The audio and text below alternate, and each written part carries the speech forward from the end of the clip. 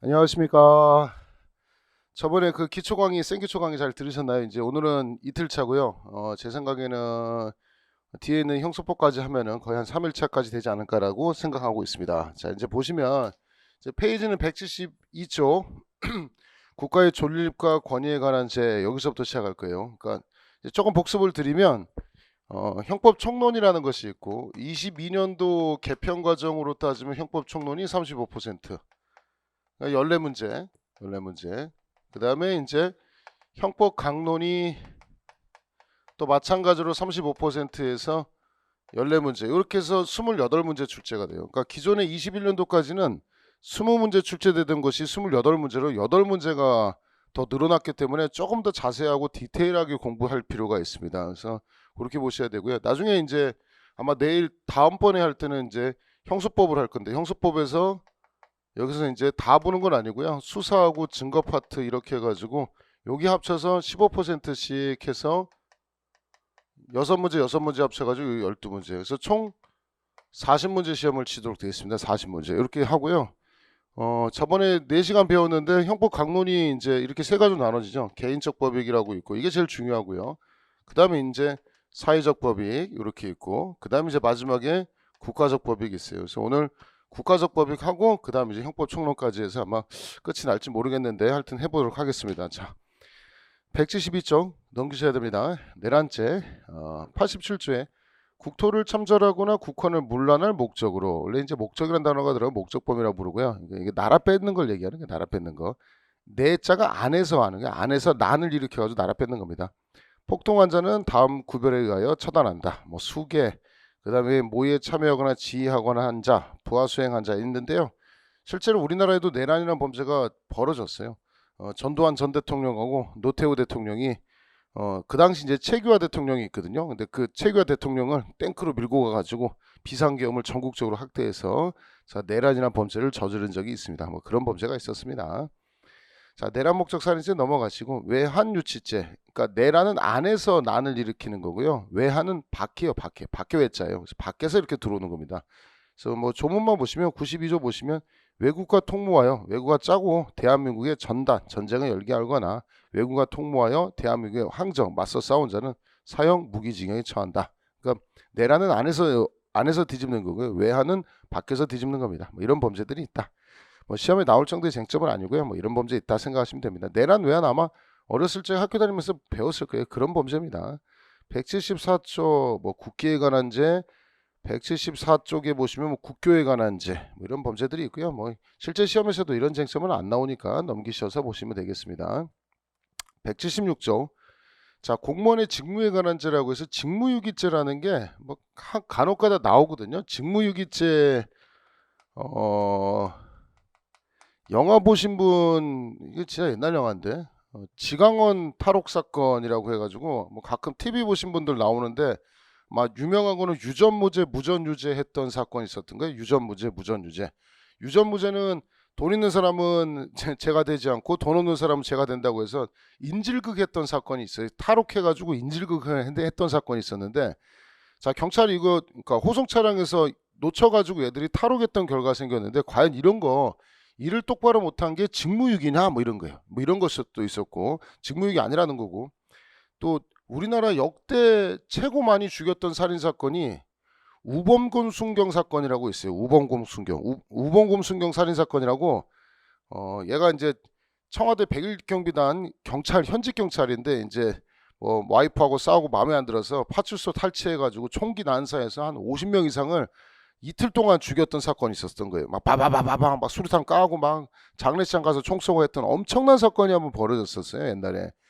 하여튼 역대로 많이 죽였어요. 이 현직 경찰관이. 엄청난 사건이 하나 벌어졌었는데 그 당시 경찰서장이 그거 못 막았어요. 막을 수가 없는 게 무섭죠. 누가 수류탄 까고 있는데 나 경찰서장이야. 나 총경이거든. 경찰서장이니까 수류탄 쏘지 마. 뭐 이런다고 듣겠어요. 그 미친 새끼가. 안 듣죠.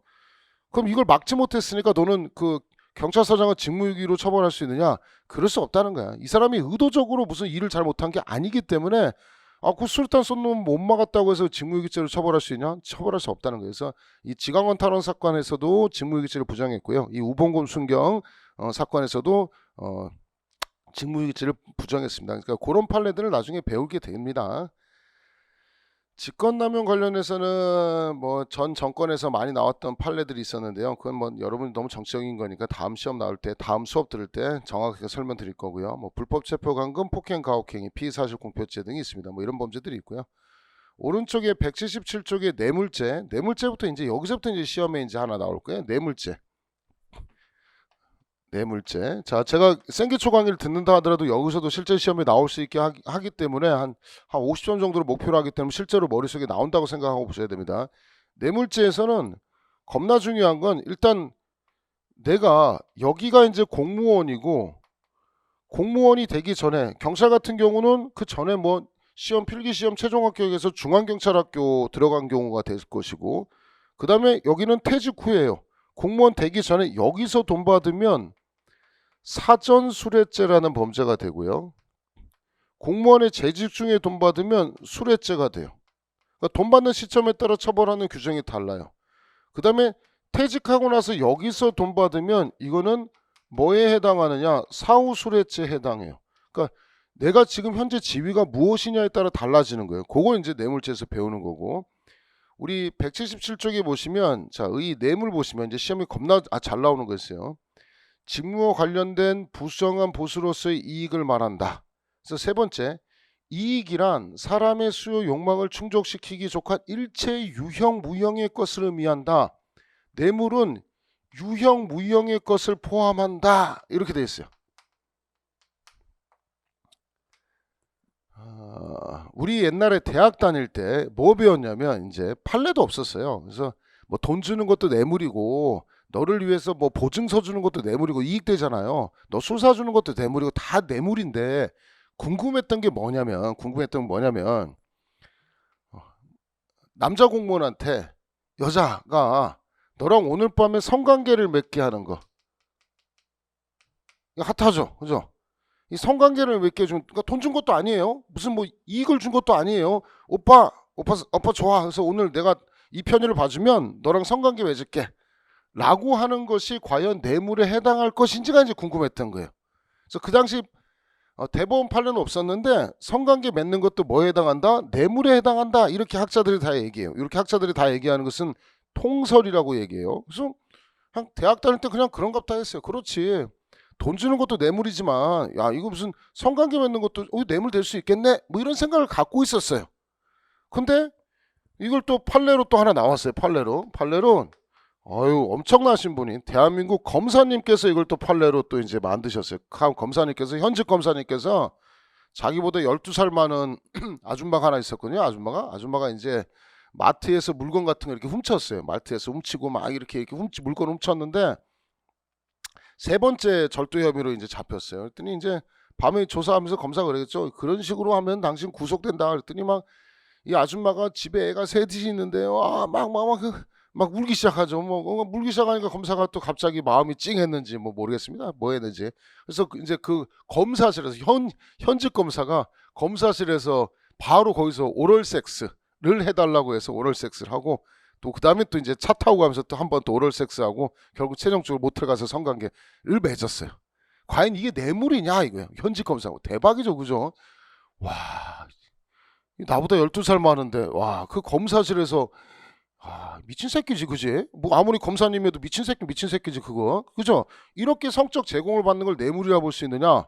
이것도 뇌물이다. 라고 해서 대한민국 검사님이 본인의 경험을 통해서 판례를 만들어줬습니다. 그럼 나중에 시험에 나오는데 뇌물죄는 재물이나 재산상 이익이 한정한다. OX, X 이렇게 찾으셔야 돼요.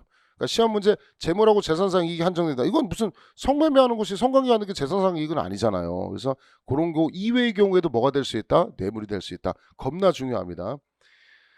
자, 177쪽에 그 밑에 보시면 아까 수뢰죄, 사전수뢰죄 그 표 보셨죠? 그 다음에 중간에 보시면 나중에 사후수뢰죄라는 것이 있죠. 그래서 그게 여기서 돈 받으면 수뢰죄, 여기서 받으면 사전수뢰죄, 여기서 받으면 사후수뢰죄라고 해서 배웁니다. 그리고 엄청나게 중요한 게 또 하나 있어요. 엄청나게 중요한 2019년도 여러분 아시는 사건인데 어마어마한 사건이 이거는 굉장히 중요한 거예요. 이거는 실제 시험에서도 나올 거라고 지금 제가 학생들한테 지금 바로 어저께 며칠 전까지 지금 나올 거라고 지금 21년도 1차 시험이 나올 거라고 하고요. 여러분 만약에 22년도 시험 보면 무조건 나올 판례를 할 테니까 집중해서 들으셔야 됩니다. 삼성 아시죠? 삼성 며칠 전에 그 이재용 부회장 실형 받았어요. 실형. 유죄 나오고요. 집행유예는 교도소 안 가는 건데 원래 2심에서는 집행유예 나왔다가 이번에 파기환송심에서 뭐 받았냐면 실형 나왔어요. 실형에서 징역 2년 6월 실형 나왔어요. 실형은 지금 이재용 부회장 지금 구치소에 들어가서 계시는 거예요. 밖으로 못 나와요. 법정 구속돼서 들어갔어요. 그 사건 말씀드리는 거예요. 그 사건. 삼성에서 이재용 부회장이 자 아시죠? 박근혜 대통령 하고 또 그 아시죠? 그 어마어마하신 최순실, 뭐 최서원이라고 부르라고 하는데 어쨌든 이렇게 두 분이 있죠. 박근혜 대통령한테 직접 준 건 아닌데 최순실 딸내미한테 딸내미 뭐더라? 정유라가 있었죠. 그래서 뭐 말 3마리를 줬어요. 말 3마리. 겁나 중요합니다. 이거 지금. 자 일단 첫 번째 쟁점은 시험에 무조건 나옵니다. 잘 들어두세요. 생기초라 하더라도 나옵니다. 이들은 공무원이 아니어서 비공무원이에요. 박근혜 대통령이니까 공무원입니다. 일단 비공무원하고 공무원하고 이렇게 가담해서 범죄를 저질렀다. 자 그러면 박근혜 대통령이 직접 받은 것은 아니지만 공무원하고 비공무원하고 같이 이렇게 돈 받은 것은 나중에 배우지만 공동정범이라고 배우는 거예요. 그래서 이걸 뭐로 적용할 거냐? 본인이 안 받은 거고 제3자가 받았으니까 나중에 이제 제3자 뇌물수수죄라는 범죄로 처벌할 거냐? 아니면 비공무원하고 공무원하고 하나의 세트니까 그냥 공무원이 받은 것과 또이또이 쌤쌤이다. 단순수뢰죄로 갈 것이냐? 자 일단 첫 번째 쟁점은 단순수뢰죄. 어쨌든 비공무원하고 공무원을 결합했기 때문에 수뢰죄의 공동정범으로 처벌하겠다가 첫 번째 쟁점이에요. 이거는 나중에 이제 배워야지 아시는 건데. 자 가장 중요한 쟁점을 말씀드립니다. 삼성에서도 변호사들이 몇백 명씩 있어요. 삼성에서 근무하는 변호사들 몇백 명 있어요. 자 이제 말 3마리를 나는 말 3마리가 뭐 30억 40억 될지 난 깜짝 놀랐어요. 저는 말 한 마리 그렇게 비싸지 상상도 못했어요. 말 3마리를 정유라한테 주는데 삼성 측에서 뭐 당연히 변호사들이 있을 거 아닙니까? 만약에 소유권을 이렇게 삼성한테 넘겨주면 삼성이 정유라한테 소유권을 넘겨주면 뇌물액수가 말 3마리 값이 36억인가 그래요. 뇌물액수가 너무 많으니까 말 소유권을 넘겨줄 수는 없다. 소유권을 넘겨주면 나중에 만약에 하나라도 문제가 되면 삼성 쪽에서 뇌물액도 높아지고 거기도 뇌물액도 높아지지 않겠습니까? 소유권은 그냥 삼성에서 유보하고 삼성이 가지고 있고 니네 마음대로 쓰세요. 우리 말 보험료까지 내고 말 치료비까지 우리 삼성에서 다 대줄 테니까 니네 마음대로 쓰십시오 라고 하는 거야. 근데 난 터치 안 할게요. 말 뭐 어찌돼도 상관이 없어요. 내가 걱정되는 하나는 말에 대한 소유권을 넘겨주면 당신도 나중에 문제가 될 수 있고 나도 문제가 될 수 있으니까 우리 그렇게 합시다 라고 했어. 그러니까 실제로 말에 대한 말 3마리에 대한 소유권을 넘겨주지 않고 말 3마리 소유권을 여기서 가지고 있었어요. 근데 여기서는 정유라 측에서는 자유롭게 사용하는 거죠. 여기서. 자 지금 어려운 쟁점입니다. 자 2심에서 저번에 2심에서는 뭐라고 했냐면 말 3마리를 소유권은 삼성에서 유보하고 있고 말 3마리만 정유라한테 넘어갔으니까 뇌물액수가 말 3마리 사용이익 정도이다. 30억씩 되는 게 아니라 몇 개월 썼으니까 몇 천만 원, 한 1억 정도밖에 안 된다 이렇게 했어요. 자 그래서 뇌물액수가 얼마 안 되니까 이재용 부회장이 그 당시 2심에서 집행유예가 나왔던 거예요.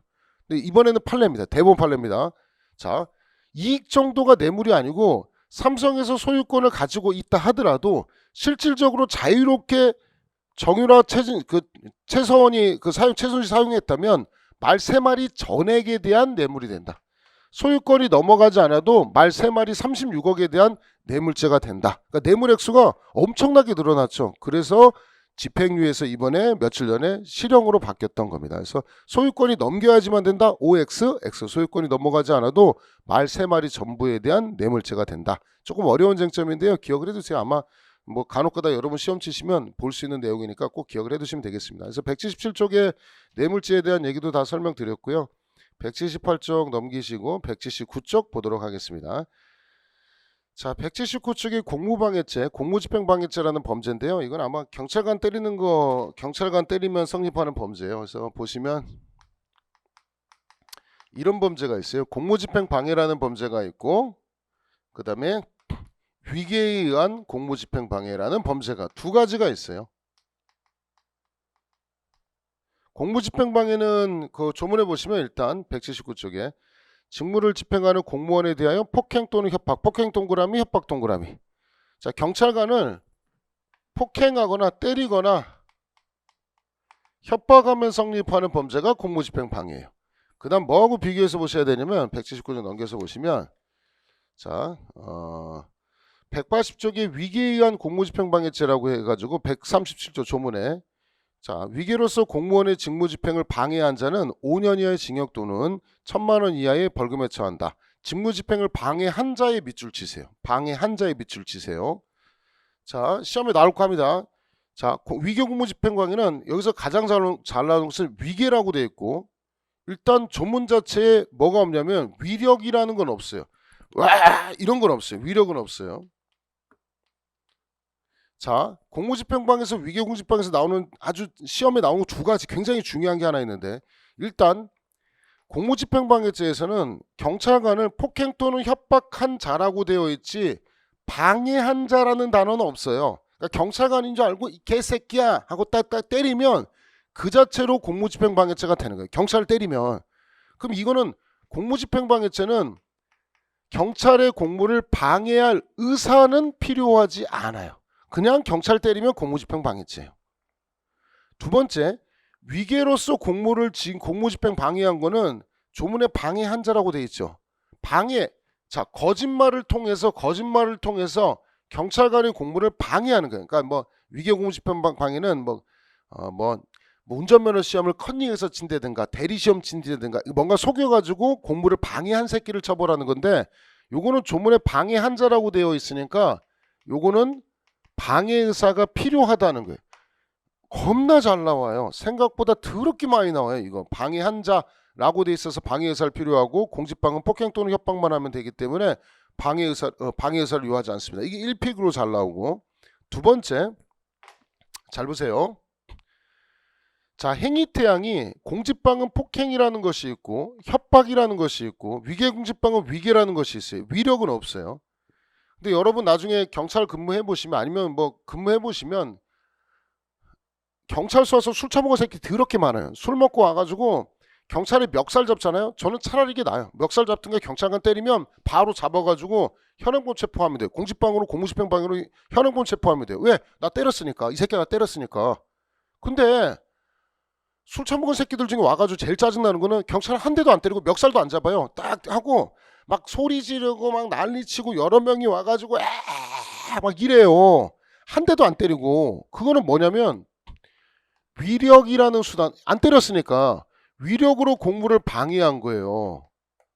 그럼 이 새끼를 뭔가 처벌하는 규정이 있느냐라는 게 지금 현재. 자 지금 폭행도 아니고 협박도 아니죠. 그러니까 공무집행방해죄로도 처벌할 수가 없어요.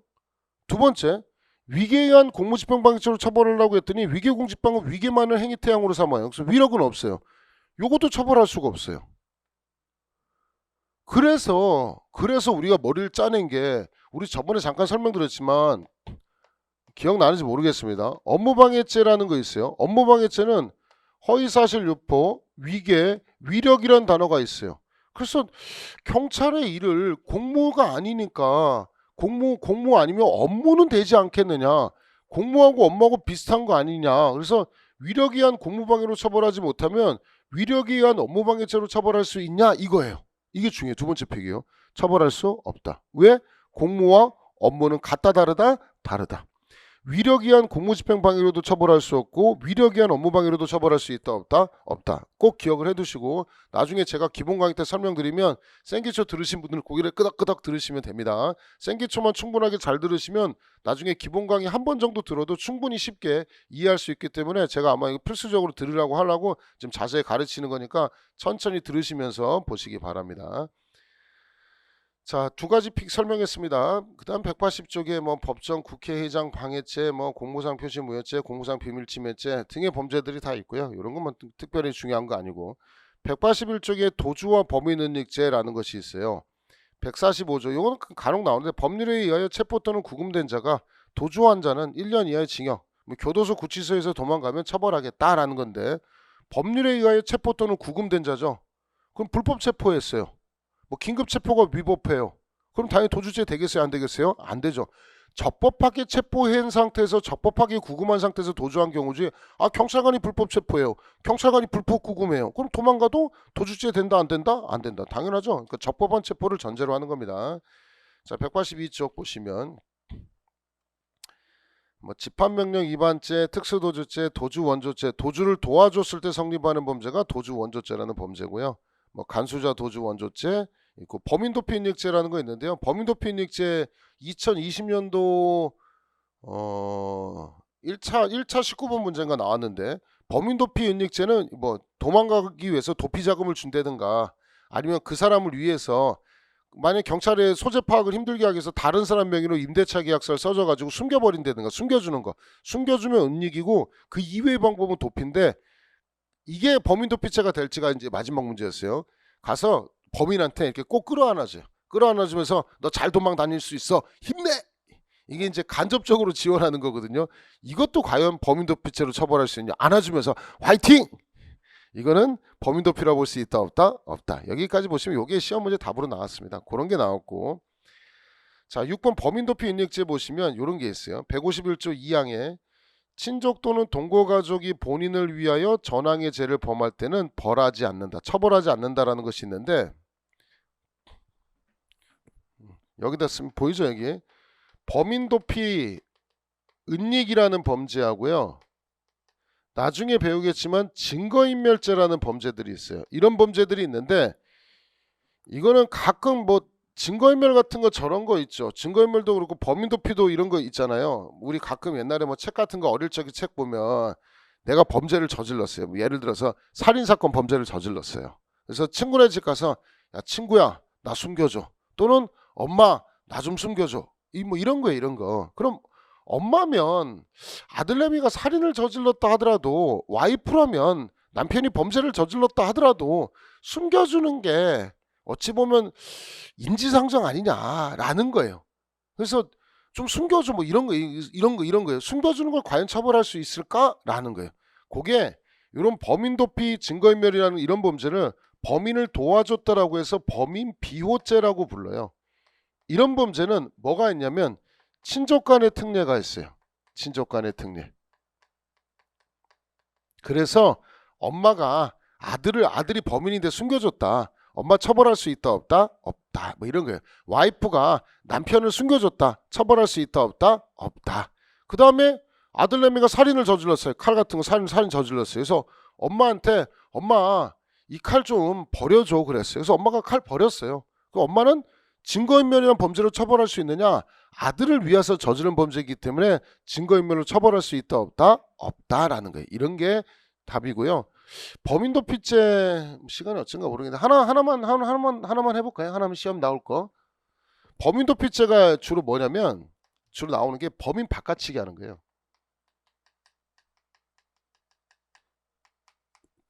지금은 좀 덜한데 이런 거 있었어요. 예전에 여기 이제 운전석이 있고 남편이 운전합니다. 남편이 운전하고 여기 이제 와이프 처가 있어요. 자 남편이 예를 들어서 음주운전해서 저는 옛날에 경찰할 때 이런 사건들 좀 있었는데 요새는 조금 많이 살았는데 남편이 음주운전하잖아요. 근데 만약에 남편이 이거 말고도 영업용 화물차를 운전하고 있다든가 뭐 택시 영업 같은 걸 한다고 칩시다. 그럼 이 사람이 음주운전하게 되면 경찰한테 단속되거나 뭐 교통사고가 이렇게 났어요. 교통사고 나면 무슨 문제가 생기면 음주운전하죠. 그러면 면허가 없어지잖아요. 면허가 없어지면 먹고 살기 힘들죠. 먹고 살기 힘들겠죠. 왜냐면 택시 면허도 날아가고 뭐 화물차 면허까지 다 날아가면 먹고 살기 힘드니까 뭐라고 하냐면 남편이 와이프한테 여보 당신 면허는 없어도 상관없지만 내 면허가 날아가면 이건 진짜 못 먹고 사니까 당신이 운전했다고 해줘라고 하는 거예요. 당신이 그러니까 둘이 자리 바꾼 남편하고 차고 자리 바꿔서 와이프가 술을 먹든 안 먹든 와이프는 교통사고를 내도 어차피 뭐 직업도 없고 따라서 뭐 면허도 없어도 상관없으니까 뭐 이런 경우에 그래서 와이프가 이제 운전했다고 이제 내가 범인입니다라고 하는 거예요. 남편은 그런 걸 시킨 거고. 그래서 둘이 자리를 바꿔요. 여기는 이제 처고 남편이죠. 그래서 처가 뭐라고 하냐면 제가 운전했어요라고 하는 거. 이렇게 하는 거. 뭔지 알겠죠? 이거 범인 바꿔치기 하는 거예요.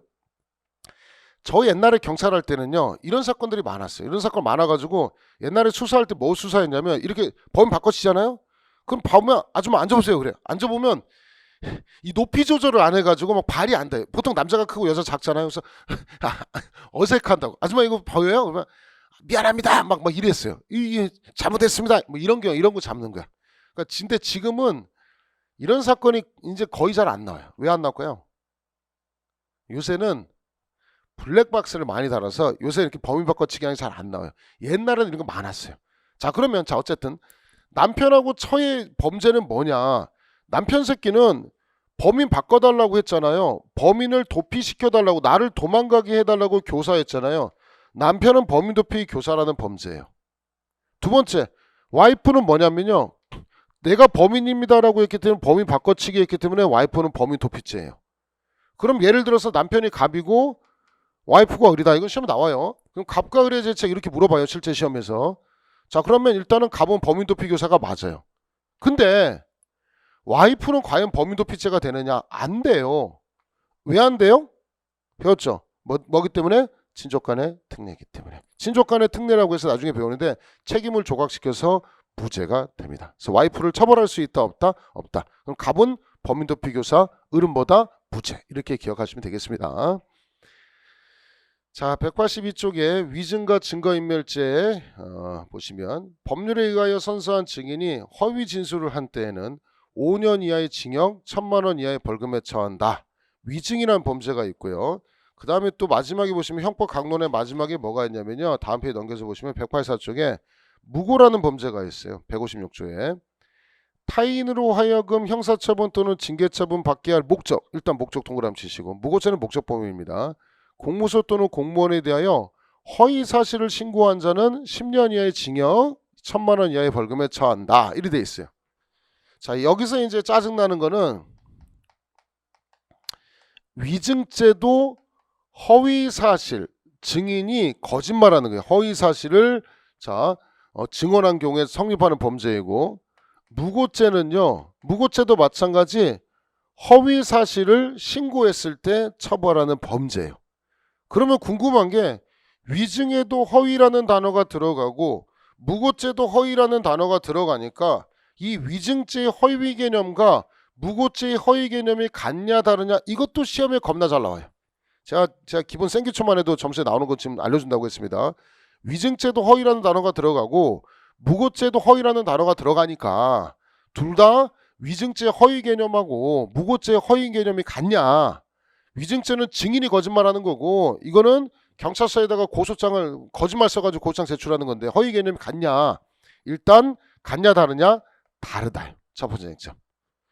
자, 일단 거짓의 개념이, 위증죄 거짓의 개념을 일단 객관적 거짓을 말하느냐, 주관적 거짓을 말하느냐. 객관설과 주관설의 대립이 있고요. 무고죄도요, 객관설과 주관설의 대립이 있어요. 그죠? 자, 그럼 무슨 얘기냐? 위증죄에서 내가 목격한 적이 또 없어요. 증인인데 목격한 적도 없는데 저기는 아저씨가 강간한 거 제 두 눈으로 확실히 봤어요. 그 자리에서요, 강간한 거 제 두 눈으로 봤어요. 진짜입니다 라고 해. 자, 근데 진짜 그 새끼가 강간범이고 거기서 강간을 했어.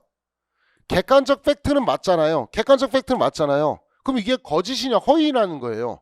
허위냐는 건데, 위증죄의 허위 개념은 지가 보지 않았는데 봤다. 이런 거짓말이에요. 지가 전달하지 않았는데 전달했다 라고 말하면 거짓말이에요. 객관적 팩트하고는 상관없어요. 내 머릿속에 실제 하지 않은 것을 했다라고 하면 거짓이에요. 그래서 위증죄에서 말하는 허위 개념은 주관설이 통설 판례, 이게 판례예요. 두 번째, 자, 무고죄는요, 여기서 말하는 허위 개념은 일단 답부터 말씀드리면 객관설이에요. 내 머릿속 생각하고는 상관이 없어요. 내가 앞집 아저씨를 괴롭히려고 TV 뉴스에 봤더니 강간살인범이 나오더라고요. 그래서 그 앞집 아저씨 괴롭히려고 고소장을 하나 썼어요. 뭐라고 썼냐면 앞집 아저씨 새끼가 강간살인범입니다 라고. 실제로 본 적도 없어. 내가 봤어요. 그 새끼 강간살인하는 거 봤어요. 내가 잘 알죠. 했어. 근데 진짜로 수사했더니 그 새끼 강간살인범이야. 레알 팩트야. 그죠? 객관적 사실에 부합하죠. 그죠? 근데 실제로 본 적 있어요? 없어요? 없어요. 자, 과연 이거를 무고죄로 처벌할 수 있냐라는 거예요. 근데 나는 반대로 보면 나는 강간범 신고한 거죠. 나는 잘못한 게 있어요? 없어요? 없어요. 그래서 무고죄로 처벌하지 못해요. 그러면 무고죄 허위 개념은 객관적 사실, 팩트를 기준해서 판단하기 때문에 객관설이 판례입니다. 자, 이렇게 설명해 놓고 나면 비슷하게 그럴 것 같은데 잘 이해가 안 가요. 그래서 제가 이 파트가 너무 어려워서 저 나름대로 수험생 때 옛날에 사법시험 공부할 때 준비한 방법이 있어요. 그냥 자세히 봤더니 위증죄 할 때 가운데 지읒자 들어가더라고. 그래가지고 잘 봤더니 위증죄 주관설, 그래 이렇게 외우면 되겠다. 주관설 이렇게 외웠어요. 그다음 두 번째는 잘 나와요 이거. 무고죄를 잘 봤어요. 그래서 무고죄를 잘 봤더니 오씨 가운데 기억자가 들어가요. 객관설이 있어요. 이렇게 기억하시면 위증죄는 가운데 지읒자 들어가서 주관설, 무고죄는 가운데 기억자 들어가서 객관설. 둘 간의 허위 개념이 같다 다르다 이렇게 머릿속에 기억하시면 되겠습니다. 그럼 앞에 와서 위증죄 하나만 더 보시고 위증죄와 무고죄 조금만 더 설명드리고 잠깐 쉬는 시간 갖고 형법 총론하도록 하겠습니다. 182쪽에 152조 법률에 의하여 선서한 증인이에요. 아무나 저지르는 범죄가 아니고요. 증인만 저지를 수 있는 범죄예요. 그래서 위증죄라고 부르는 거예요. 허위 진술할 때는 5년 이하의 징역 또는 1,000만 원 이하의 벌금에 처한다. 이렇게 되어 있어요. 그럼 하나만 더 보시면 조금 어차피 하는 김에 나중에 실제 시험에서 실제 기본 강의 때 해야 되기 때문에 위증죄 하나만 더 설명드리면 이렇게 재판이 이렇게 진행됩니다. 공소 제기가 되고요.